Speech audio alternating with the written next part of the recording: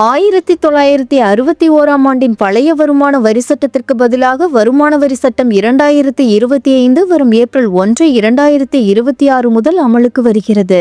இது இந்தியாவின் மிகப்பெரிய வரி சீர்திருத்தமாக கருதப்படுகிறது. வரி விகிதங்களை மாற்றுவதை விட குழப்பமான வரி விதிகளை எளிமையாக்குவதே இந்த சட்டத்தின் முக்கிய நோக்கம் என்று அரசு தரப்பில் தெரிவிக்கப்பட்டுள்ளது. இதன் மூலம் வரி தொடர்பான சட்ட போராட்டங்கள் குறையும் என்று எதிர்பார்க்கப்படுகிறது. இதேபோன்று வரி செலுத்தும் முறையை முழுமையாக டிஜிட்டல் மயமாக்குவதும் ஆவணங்களை சமர்ப்பிப்பதை எளிதாக்குவதும் இந்த சட்டத்தின் இலக்காக உள்ளது. பழைய முறையில் இருந்த முந்தைய ஆண்டு மற்றும் மதிப்பீட்டு ஆண்டு ஆகிய குழப்பமான வார்த்தைகளுக்கு பதிலாக இனி வரி ஆண்டு என்ற ஒரே சொல் பயன்படுத்தப்படும். புதிய சட்டம் வந்தாலும் தற்போதைய வருமான வரி விகிதங்களில் எந்த ஒரு மாற்றமும் இருக்காது. பழைய வரி விகிதங்களே நடைமுறையில் இருக்கும் என்றும் அறிவிக்கப்பட்டுள்ளது. புதிய வரி முறையின்படி ரூபாய் 4 லட்சம் வரை வருமானம் உள்ளவர்களுக்கு வரி கிடையாது.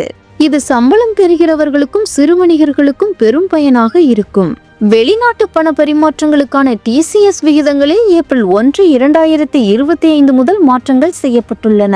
இதன்படி கல்வி மற்றும் மருத்துவ செலவுகளுக்காக ரூபாய் 10 லட்சம் வரை மேற்கொள்ளப்படும் பரிமாற்றங்களுக்கு TCS கிடையாது. பிப்ரவரி 1, 2026 முதல் புகையிலை பொருட்களுக்கான புதிய வரி விகிதங்கள் அமலுக்கு வருகின்றன. பீடிகளுக்கு 18% வரையும் மற்ற புகையிலை பொருட்களுக்கு 40% வரையும் விதிக்கப்படும் என்பது குறிப்பிடத்தக்கது.